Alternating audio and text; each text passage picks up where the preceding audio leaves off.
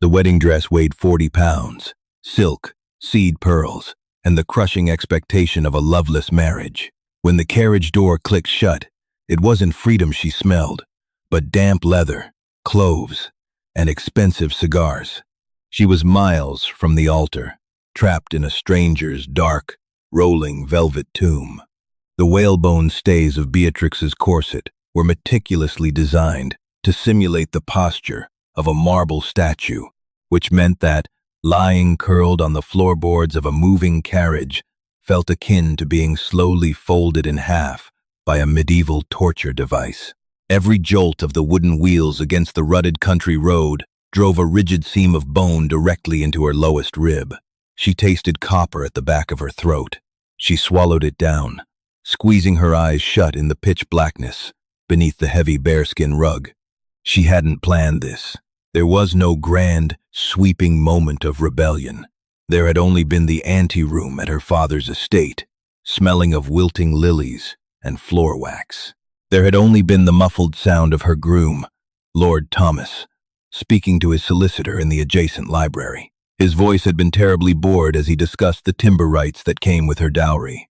And then, with the exact same inflection, how he intended to keep his mistress in a townhouse in Mayfair once the wedding tour concluded. Beatrix hadn't felt a fiery surge of feminist outrage. She had just felt nauseous. A cold, damp sweat had broken out across her collarbones, and the walls of the anteroom had seemed to rush inward. She had unlatched the French doors. She had stepped out into the blinding, freezing sheet of autumnal rain.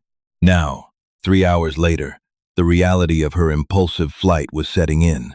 The carriage she had chosen was massive, a hulking black coach that had been waiting at the far end of the gravel sweep, away from the bustling groomsmen.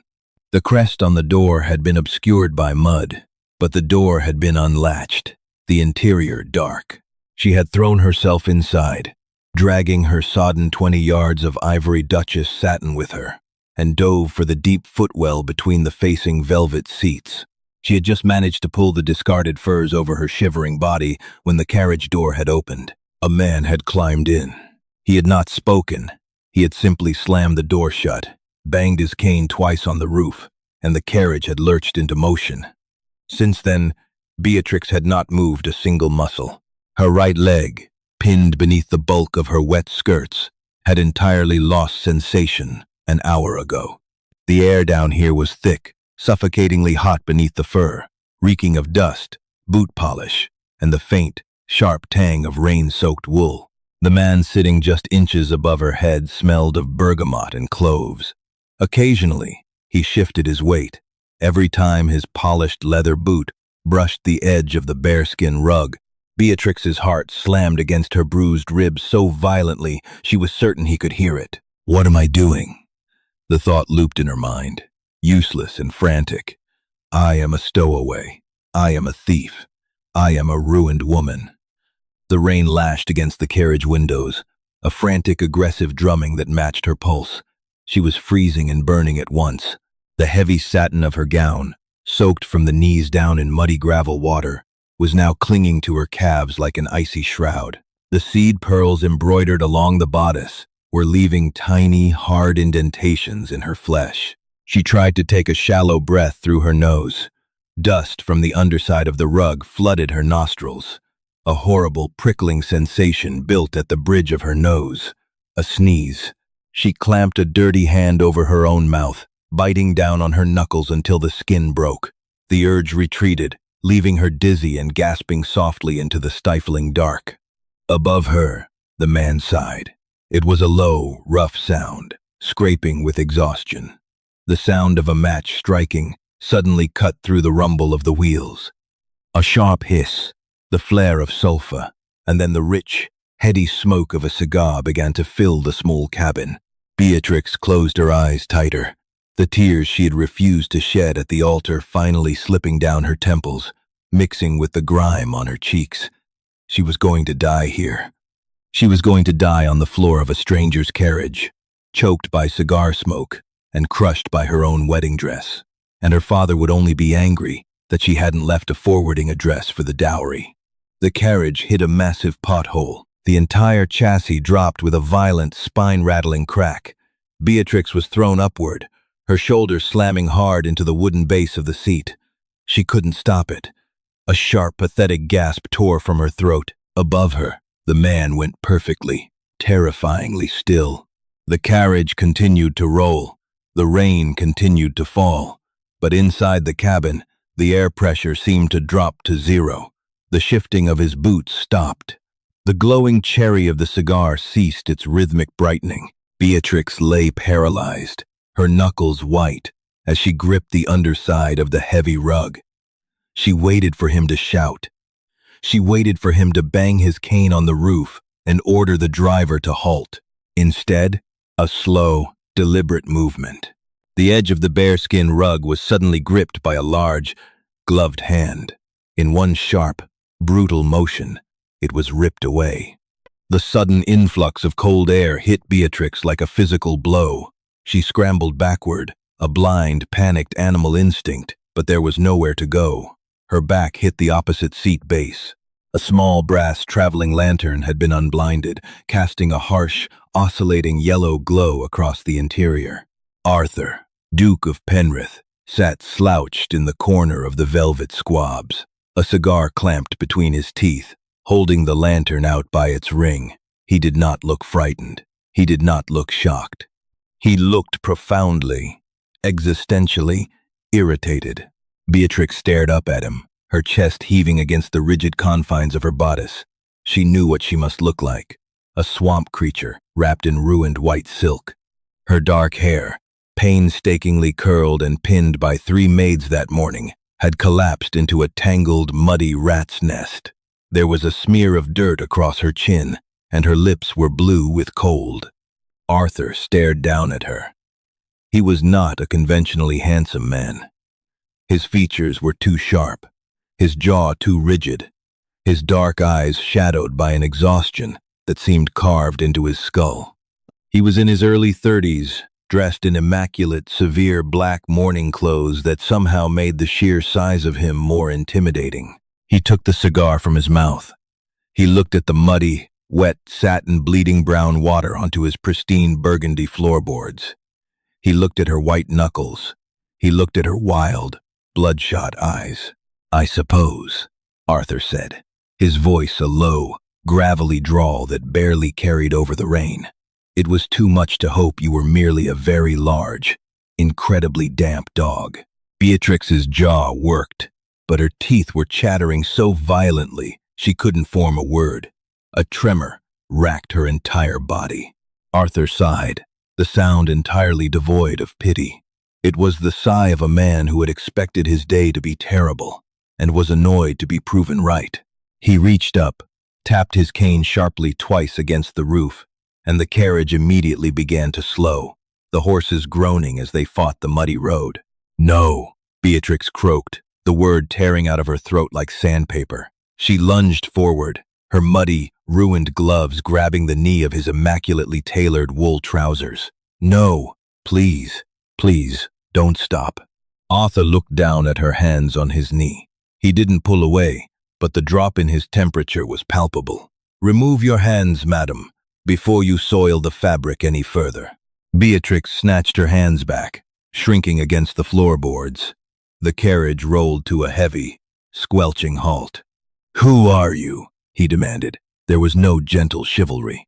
He leaned forward, the lantern light catching the hard planes of his face. "And do not lie to me. I have an acute allergy to hysterics and untruths.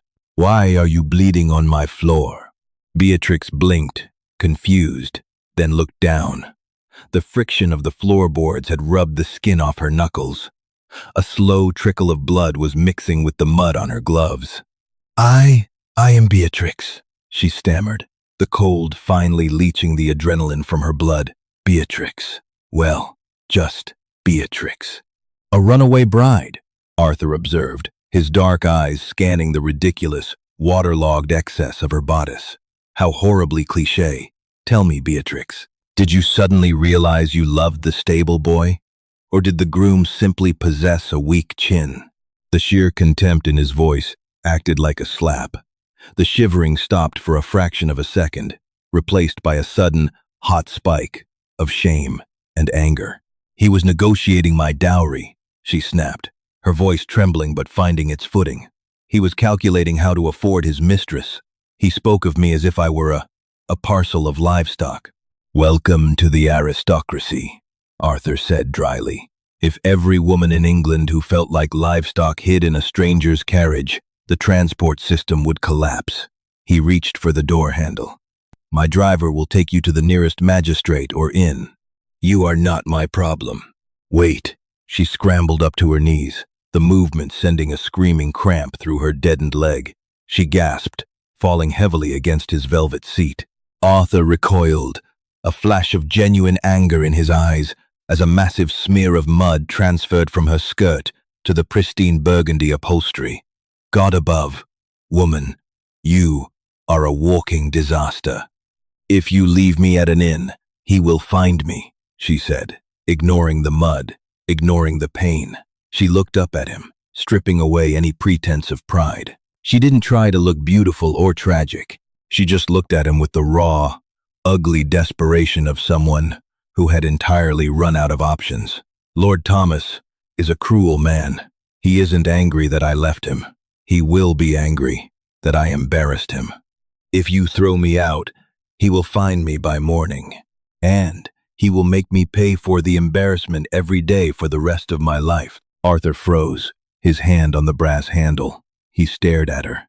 The silence stretched, thick and suffocating, broken only by the relentless hammering of the rain against the roof. He studied her face. He noted the way her eyes darted to the dark window, the way her shoulders hitched with a terror she was desperately trying to suppress. He was a cynical man, a man who had buried a wife he hated and a brother he loved, a man who believed in very little, but he knew the look of a hunted animal when he saw one. He closed his eyes. The muscle in his jaw twitched once, twice. That. "If you vomit in my carriage," Arthur said, his voice deadly quiet, "I will leave you in a ditch. Do we have an understanding?" Beatrix stared at him, the breath catching in her throat. She nodded, a jerky, desperate movement. Arthur turned back to the roof. He raised his cane and struck the wood 3 times, a sharp command.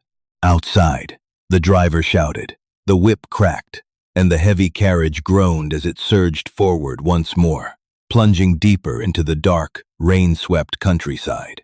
Arthur settled back against the squabs. He did not offer her his hand. He did not offer her a seat.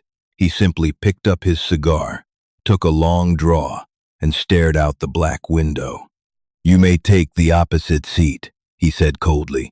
"If you try to sit on the floor again, I will assume you are deranged and toss you out anyway. And wrap yourself in that rug before your teeth chatter so loudly they deafen me."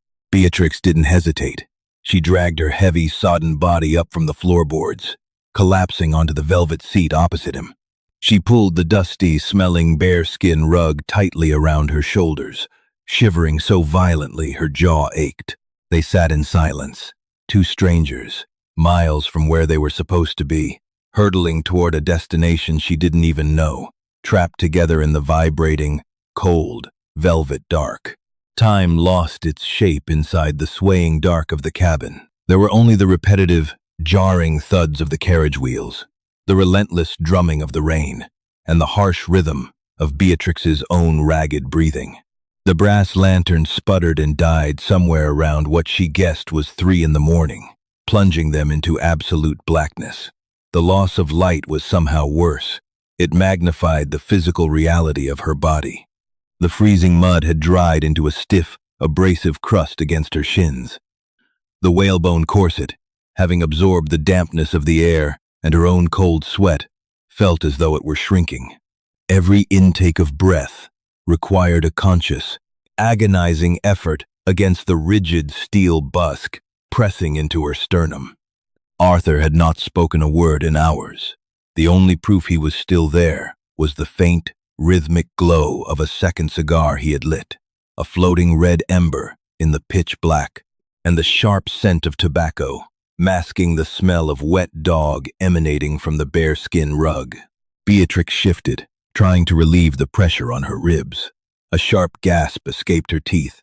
The corset binding was digging a trench into her skin, right beneath her breasts. She felt lightheaded, black spots dancing behind her closed eyelids, entirely separate from the darkness of the carriage.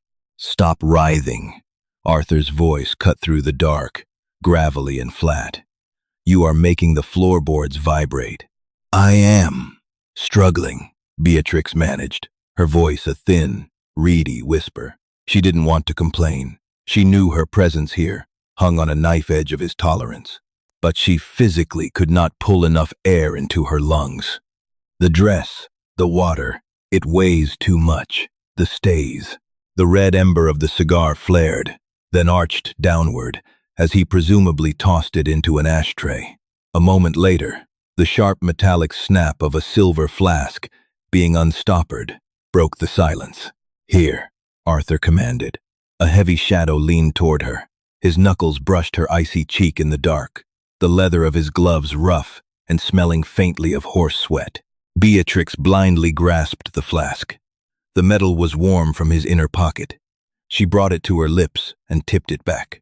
The brandy was high-proof and merciless.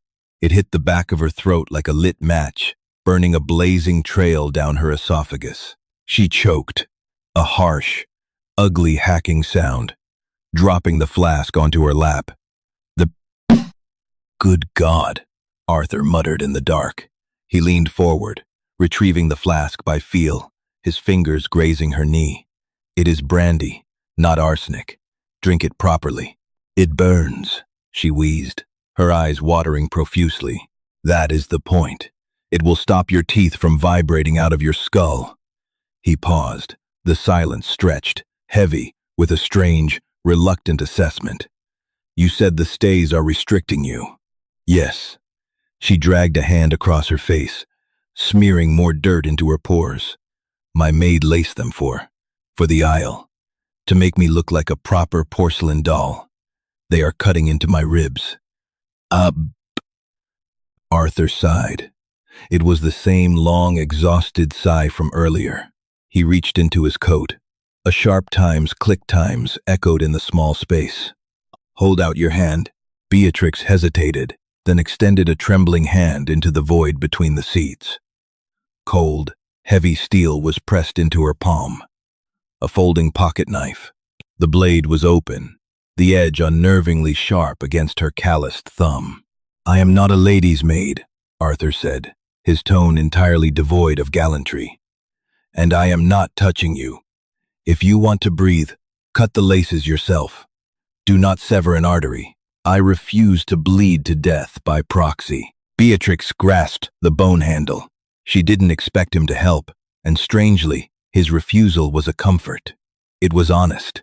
There was no predatory undertone, no false intimacy, just a cold, pragmatic exchange. She contorted her arms backward. The awkward angle pulled at her bruised shoulder. Her numb fingers found the thick, tightly knotted silk laces at the small of her back. She wedged the sharp blade beneath the first cross-section and pulled. The sound of the thick silk tearing was shockingly loud, a violent ripping noise that seemed profane against the quiet rumble of the carriage. The moment the first lace gave way, the pressure on her ribs lessened by a fraction. She sawed at the next one, and the next. She was breathing heavily now, sweat mixing with the grime on her forehead. The knife slipped once, slicing a shallow, stinging line across her own knuckle, but she barely felt it. She was entirely focused on the mechanics of her own liberation. Finally, with a loud, structural groan, the heavy steel busk at the front of the corset popped loose.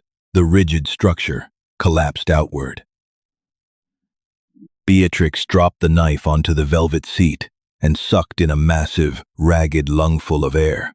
Her ribs expanded fully for the first time in 14 hours.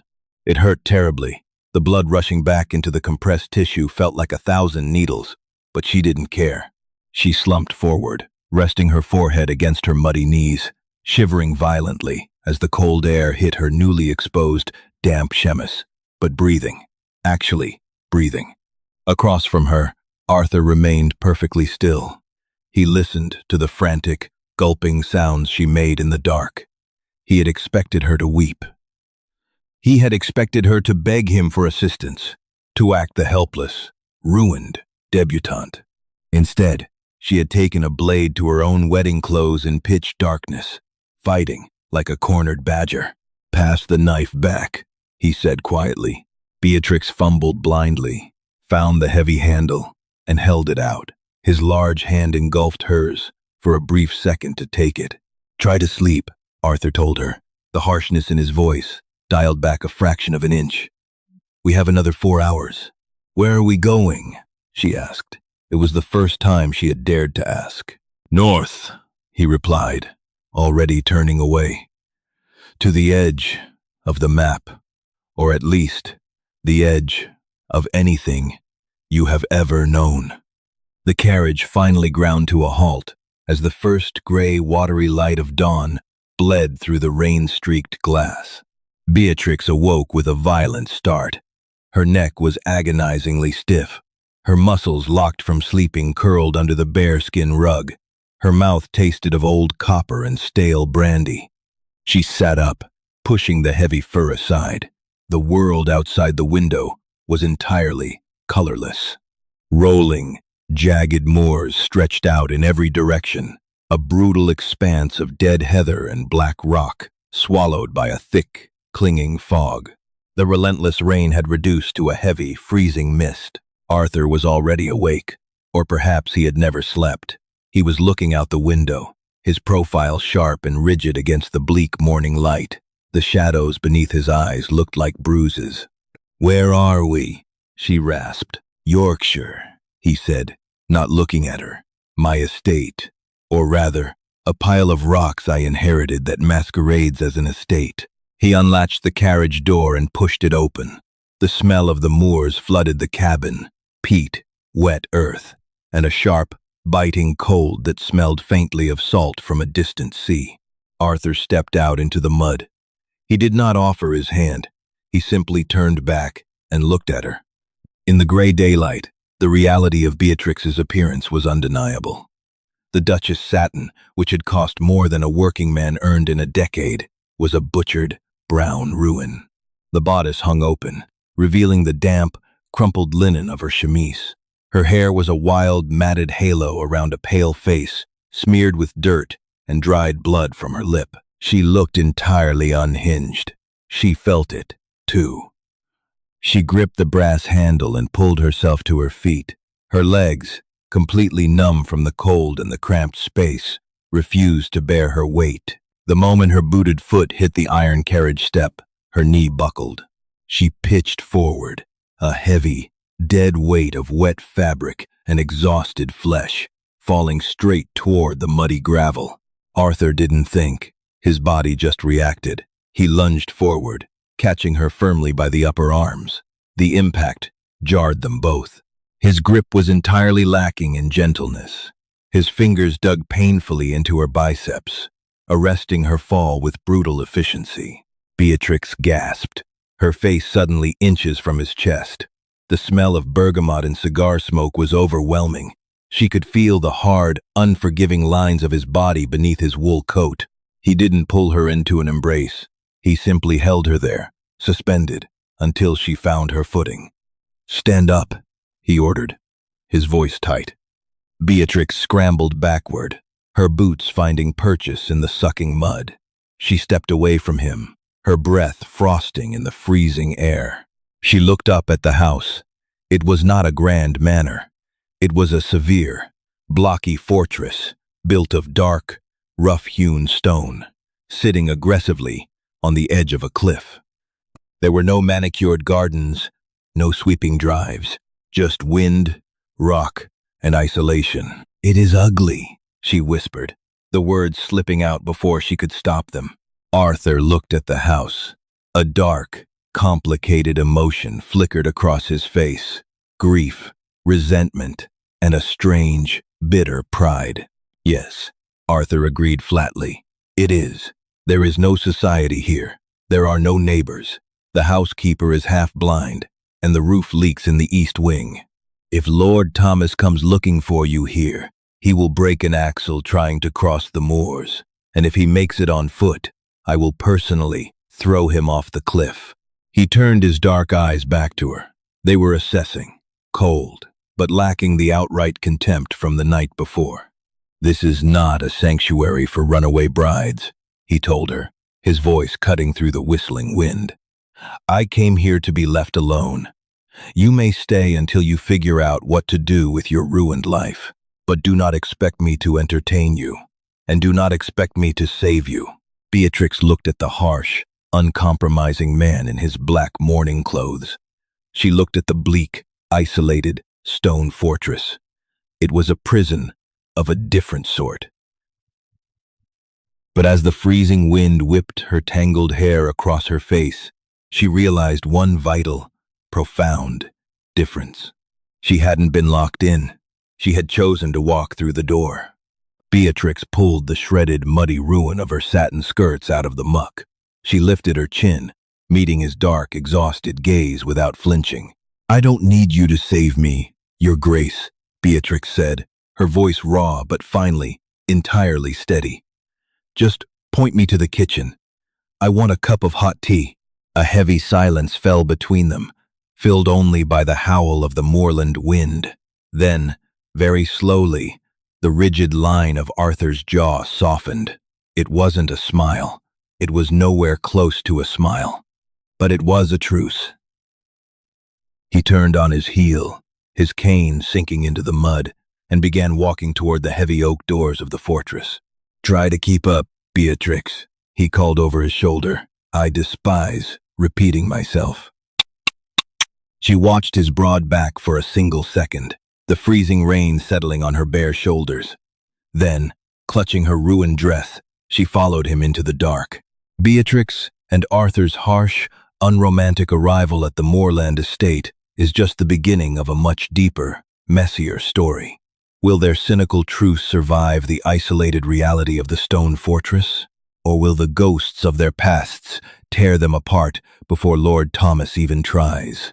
If you enjoyed this raw, grounded take on historical romance, please leave a like, share this story with fellow readers, and subscribe for the next chapter of their journey.